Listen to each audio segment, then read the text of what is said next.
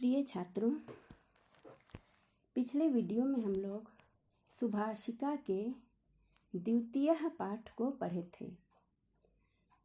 इस वीडियो में चलिए हम लोग इसके प्रश्न उत्तर को करते हैं। प्रश्न उत्तर करने से पहले बच्चों समझ लेते हैं कि कर्तृपद और क्रियापद क्या होता है। यहाँ पर दो वाक्य लिखे गए हैं। बालकः पठति, छात्रः क्रीडति। तो बालकः पठति में बच्चों पढ़ने की क्रिया जो हो रही है वो बालक के द्वारा हो रही है, यानी क्रिया को करने वाला कर्ता कहलाता है और कर्ता को ही कर्तृपद कहते हैं। तो यहाँ पर इस वाक्य में बालक है कर्तृपद और पठति जो क्रिया है उसे कहते हैं क्रियापद।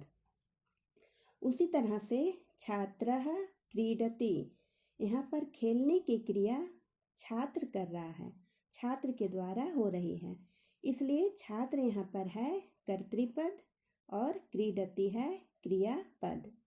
यानी जो क्रिया को करता है उसे कहते हैं कर्तृपद और जो क्रिया होती है उसे कहते हैं क्रियापद। चलिए अब आगे समझते हैं। यहाँ पर बच्चों आकारांत पुल्लिंग शब्द दिए गए हैं। जैसे कि आप यहाँ देखिए बालका शब्द है, इसका विच्छेद किया गया है, वर्ण विच्छेद किया गया है। आप बच्चों वर्ण विच्छेद किए होंगे, अगर नहीं किए हैं तो मेरा वर्ण विच्छेद वाला वीडियो आप देखिए, उसमें अच्छी तरह से समझाया गया है कि वर्ण विच्छेद कैसे किया जाता है। तो बालक का जब वर्ण विच्छेद किया जाएगा तो होगा बाहलंत जोड़ आ जोड़ लाहलंत जोड़ अ जोड़ काहलंत जोड़ अ। तो यहाँ पर देखिए कि बालक का अंत जो हो रहा है वो अ से हो रहा है, तो इसीलिए इसको कहा गया है, चूंकि आकार से अंत हो रहा है तो इसीलिए इसको कहा गया है आकारांत। तो जिन पदों का अंत अ से हो, यानी जिनके अंत में अ आए, उसी को कहा जाता है आकारांत। और ये पद हैं बच्चों पुल्लिंग, तो इसे कहा गया है आकारांत पुल्लिंग शब्द। तो आकारांत पुल्लिंग शब्द अगर एक बताना हो एक वचन में, जैसा कि आप जानते हैं संस्कृत में 3 वचन होते हैं, एक के लिए एक वचन, 2 के लिए द्विवचन और 2 से अधिक के लिए बहुवचन। तो एक वचन में जब बालक का प्रयोग करना हो तो उसे कहेंगे बालकः, और जब 2 बालक हो तो उसे कहेंगे बालकौ, और 2 से अधिक बालक हो तो कहेंगे बालकाः। यानी बालकः यानी एक लड़का, बालकौ यानी 2 लड़के, और बालकाः यानी अनेक लड़के। उसी तरह से कपोतः यानी एक कबूतर, कपोतौ यानी 2 कबूतर, कपोताः यानी अनेक कबूतर। अब चलिए आगे बढ़ते हैं। यहाँ पर बच्चों जितने भी पद दिए गए हैं ये सभी आकारांत पुल्लिंग है। तो इन्हें ये प्रश्न कह रहा है चित्राणि दृष्ट्वा पदानि उच्चारयत, यानी चित्रों को देखकर पदों का उच्चारण करें। यहाँ पर लिखा हुआ है कृषकः यानी किसान, कपोतः यानी कबूतर, काकः यानी कौवा, मंडूकः यानी मेंढक, कुक्कुरः यानी कुत्ता, भल्लूकः यानी भालू, पर्यंकः यानी पलंग, चषकः यानी गिलास। यहाँ पर कह रहा है उदाहरणं दृष्ट्वा रिक्त स्थानानि पूरयत, यानी उदाहरण को देखकर रिक्त स्थानों की पूर्ति करें। यहाँ पर बच्चों ब्लू कलर से जितना भी लिखा हुआ है वो आप समझिए कि वो रिक्त स्थान है, वो आपको भरने हैं। और उदाहरण स्वरूप यहाँ पर सिंह का रूप दिया गया है, एक वचन में, द्विवचन में और बहुवचन में। इन्हीं के अनुसार आपको यहाँ पर सभी का रूप लिखना है। तो जैसे यहाँ लिखा हुआ है विडालो, ये विडाल का द्विवचन का रूप लिखा हुआ है, आपको इसका एक वचन का रूप लिखना है और बहुवचन का रूप लिखना है। तो विडालो का एक वचन में रूप होगा विडालहा और बहुवचन में होगा विडालाहा। उसी तरह से मेषाहा, मेषाहा का बच्चों बहुवचन का रूप दिया हुआ है और आपको एक वचन और द्विवचन का रूप लिखना है। तो मेषाहा का एक वचन में होगा मेषः, द्विवचन में होगा मेषौ। उसी तरह से घोटकः, एक वचन का रूप दिया हुआ है, आपको द्विवचन और बहुवचन का रूप लिखना है। तो घोटकः, घोटकौ, घोटकाः। फिर वृक्षौ, वृक्षौ का द्विवचन का रूप दिया हुआ है, आपको एक वचन और बहुवचन का रूप लिखना है। तो एक वचन में होगा वृक्षः और बहुवचन में होगा वृक्षाः। उसी तरह से कपोतः, एक वचन का रूप लिखा हुआ है, आपको द्विवचन और बहुवचन का रूप लिखना है। तो एक वचन में है कपोतः, द्विवचन में होगा कपोतौ और बहुवचन में होगा कपोताः। अब चलिए आगे बढ़ते हैं। यहाँ पर कह रहा है मंजूषातः कर्तृपदं चित्वा रिक्त स्थानानि पूरयता, यानी मंजूषा से, मंजूषा कहा जाता है बच्चों ये जो बॉक्स दिया हुआ है इसे। तो मंजूषा से कर्तृपद को चुनना है और रिक्त स्थानों की पूर्ति करनी है। यहाँ पर जो लिखे हुए हैं बच्चों इसे हमने लिखा है, आपका ये क्रियापद यहाँ दिया हुआ है। जैसा कि मैंने बताया कि क्रिया को करने वाला ही कर्तृपद कहलाता है। तो क्रिया दिया हुआ है और आपको ये पता करना है कि इन क्रियाओं को करने वाला कौन है। तो सबसे पहली क्रिया है पठतः, ये द्विवचन की क्रिया है बच्चों, यानी दो लोग पढ़ते हैं। अब आपको मंजूषा से ढूंढना है कि वे कौन दो लोग हैं और कौन द्विवचन में है जो यहाँ पर फिट बैठ सकता है। तो चलिए देखते हैं। जनाः, ये तो बहुवचन है, ये तो होगा नहीं। मेघः, ये एक वचन है, ये भी नहीं होगा। छात्रौ, ये द्विवचन का रूप है बच्चों। छात्रों के साथ पठतः, ये ठीक बैठता है कि दो छात्र पढ़ते हैं। तो यहाँ पर हो जाएगा छात्रौ, छात्रौ पठतः। उसके बाद दूसरी क्रिया है बच्चों गर्जति, यानी गरजता है। तो ये एक वचन का रूप है। तो चलिए अब मंजूषा से देखते हैं कि कौन सा एक वचन का है और गर्जती के साथ फिट बैठता है। तो जनाः तो बहुवचन है, होगा नहीं। मेघः, मेघः एक वचन है और गर्जती इसके साथ फिट भी बैठ रहा है कि मेघ गरजता है। तो यहाँ पर हो जाएगा मेघः गर्जति। उसके बाद है नमति, यानी नमस्कार करता है। ये एक वचन की क्रिया है। तो चलिए ढूंढते हैं एक वचन का कर्तृपद यहाँ कौन सा है। मेघः तो हो गया, छात्र हो गया। गर्दभः ये तो बहुवचन है, ये तो होगा नहीं। भक्तौ ये द्विवचन है, ये भी नहीं होगा। सः ये एक वचन है, ये यहाँ पर सही होगा। सः नमति, यानी वह नमस्कार करता है। अगली क्रिया है चरन्ति, यानी कि चरते हैं और ये बहुवचन है। तो चलिए मंजूषा से देखते हैं कि कौन बहुवचन का है और चरन्ति के साथ फिट बैठता है। जनाः ये बहुवचन है बच्चों, लेकिन चरन्ति लोग चरते हैं ऐसा तो होगा नहीं, क्योंकि लोग तो नहीं चरते हैं, तो ये सही नहीं होगा। मेघः ये तो एक वचन है, ये सब तो हो गए हैं। छात्रो हो गया है। गर्दभाहा यानी कि गधे, चरंती ये ठीक बैठ रहा है, तब यहाँ पर हो जाएगा गर्दभाहा यानी गधे चरते हैं। उसके बाद है गच्छन्ति, ये बहुवचन की क्रिया है यानी जाते हैं। तो चलिए ढूंढते हैं कि बहुवचन का कौन सा कर्तृपद यहाँ ठीक बैठेगा।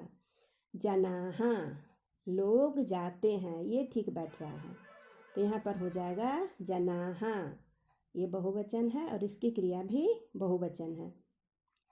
उसके बाद है पूजयतः यानी कि पूजा करते हैं, दो लोग पूजा करते हैं, ये द्विवचन की क्रिया है। तो चलिए द्विवचन का यहाँ खोजते हैं। ये सभी तो हो गया है बच्चों।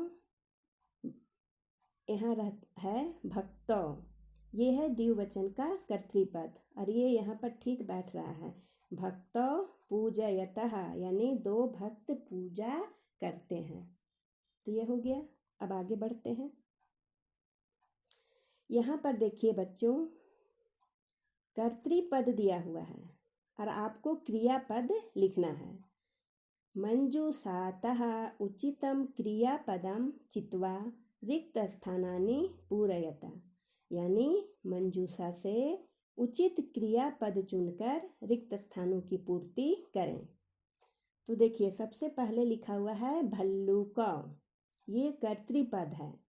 भल्लूकौ ये द्विवचन का है, तो हम लोग द्विवचन की क्रिया ढूंढेंगे और इसके साथ जो फिट बैठता है। तो चलिए देखते हैं। गर्जन्ति, ये तो बहुवचन का है, ये तो होगा नहीं। नटतः, ये द्विवचन की क्रिया है बच्चों, और भल्लूकौ के साथ ये ठीक बैठ रहा है। भल्लूकौ नटतः यानी दो भालू नाचते हैं, नृत्य करते हैं। उसके बाद है ईश्वरः यानी कि ईश्वर, ये एक वचन है। चलिए देखते हैं ईश्वरः के साथ क्या सूट करता है। नंदति, ये सूट कर रहा है बच्चों, ये एक वचन की क्रिया भी है और ईश्वरः के साथ ठीक बैठ रहा है। ईश्वरः नंदति।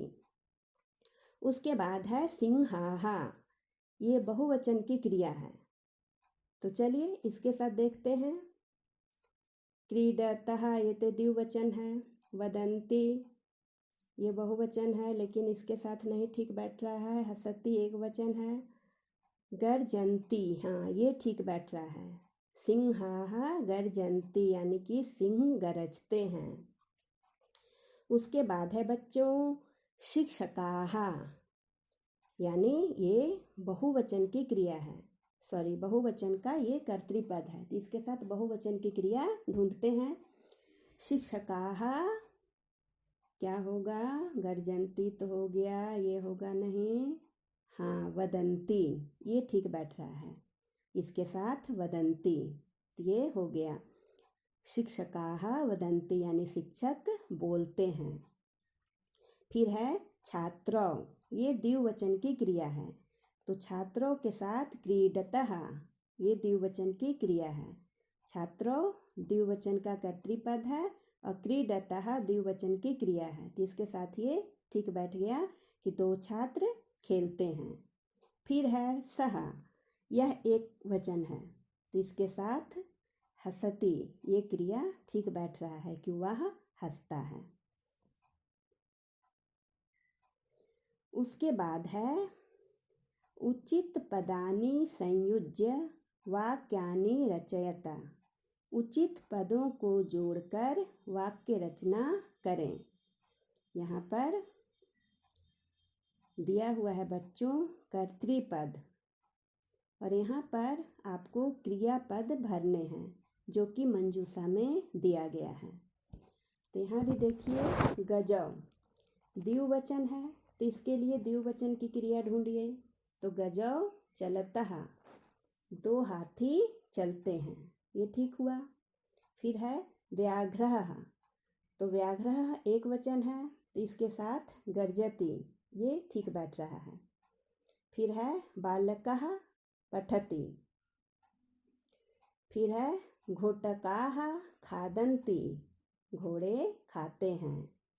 वृषभौ चरतः, यानी दो बैल चरते हैं। फिर है नराः भ्रमन्ति, लोग घूमते हैं। उसके बाद है यहाँ पर बच्चों चित्राणि दृष्ट्वा संस्कृत पदानि लिखत, यानी चित्रों को देखकर संस्कृत पदों को लिखें। यहाँ पर देखिए पहला चित्र, ये एक दर्जी का चित्र है। तो दर्जी को संस्कृत में बोला जाता है शौचिकः। तो हम लोग यहाँ लिख दिए शौचिकः। ये देखिए एक महिला है और ये वृद्ध है। तो वृद्ध महिला को संस्कृत में बोला जाता है वृद्धा। तो यहाँ पर लिख दिए वृद्धा। फिर यहाँ पर देखिए ये शिक्षक पढ़ा रहे हैं, तो इनके लिए लिख देंगे शिक्षकः। फिर ये है ईश्वर, तो लिख दिए ईश्वरः। फिर है बाघ, बाघ को बोलते हैं व्याघ्रः। फिर है शेर, शेर को कहते हैं सिंहः। फिर है गधा, गधा को बोलते हैं गर्दभः। फिर है बिल्ली, बिल्ली को बोलते हैं विडालः। तो ये हो गया। यहाँ पर है चित्राणि दृष्ट्वा उत्तराणि लिखत, यानी चित्रों को देखकर उत्तर लिखें। अश्वः किम करोति, घोड़ा क्या करता है। यहाँ पर देखिए घोड़ा जो है वो दौड़ रहा है, तो हमें लिखना है अश्वः धावति। तो मैंने बच्चों यहाँ सिर्फ धावति लिखा है, आपको यहाँ से लिखना है अश्वः किम के जगह में कर देना है धावति, बस आपका उत्तर हो जाएगा अश्वः धावति। मैंने एक पद में लिखा है, आपको बच्चों पूरे वाक्य में उत्तर लिखना है। आप लिखेंगे अश्वः धावति। फिर है हंसौ किम कुरुतः, दो हंस क्या करते हैं। चित्र में आप देखिए दो हंस तैर रहे हैं पानी में, तो आप लिखेंगे हंसौ तरतः। मैंने सिर्फ एक पद लिख दिया है, आपको पूरा लिखना है हंसौ तरतः। फिर है कृषकः किम करोति, किसान क्या करता है। चित्र में देखिए किसान हल चला रहा है, तो आप लिखेंगे कृषकः कर्षति। आप पूरा लिखेंगे बच्चों कृषकः कर्षति। फिर है छात्राः किम कुर्वन्ति, छात्र क्या करते हैं, क्या कर रहे हैं। यहाँ पर देखिए छात्र खेल रहे हैं, तो आप लिखेंगे छात्राः क्रीडन्ति। फिर है सिंहः किम करोति, शेर क्या करता है। तो सिंहः गर्जति, शेर गरजता है। तो यहाँ पर बच्चों पाठ 2 का प्रश्न उत्तर पूरा हुआ। आशा है आपको समझ में आया होगा। अब आप इसका अभ्यास करें तो आपको अधिक समझ में आएगा। धन्यवाद।